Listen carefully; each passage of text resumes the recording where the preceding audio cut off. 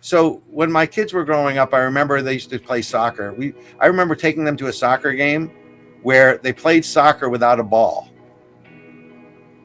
You want to know why they played soccer without a ball?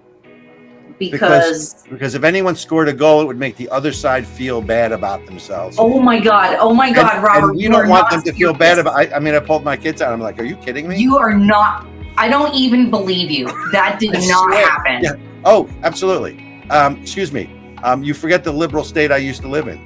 If there are no winners and losers anymore, right? Because we don't want to hurt their feelings, and there are no winners and losers. We're so far away from what this country was founded on. And look, the truth is, most people would say that I'm a Republican. Really? I'm a libertarian. I want the government to do a couple things for me, and other than that, leave me alone. Yeah. Right? I don't want the government to give me fish. I would prefer the government to give me a fishing pole and let me catch my own fish. Just get out of my way. Right? And that self-dependent, that rugged individualism, that independence, that's what this country was founded on. And yes, by the way, there's one thing I didn't add, and I should really add. It's very important. So the three things that we're fighting for is, number one, a code of personal responsibility. That no one's, we're a victim society. No one's responsible for anything anymore. It's everyone else's fault. That's crap. Number two, the individual liberties as enumerated by the Bill of Rights. But number three is also important.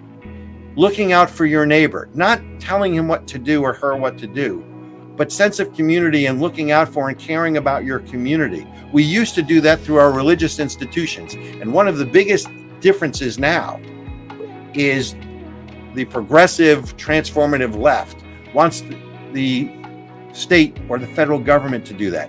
They want the nanny state. You think about it. Remember at the height of COVID? What happened at the height of COVID? At the height of COVID, they made you scared so you'd stay in your house. They made you reliant on the internet. And they prevented right of assembly, and that so you couldn't get together in your bars or your restaurants or your church or your wherever it is you would assemble with friends and community. You were isolated in your house, and then we're going to now control what you see on the internet. I mean, think about it, right?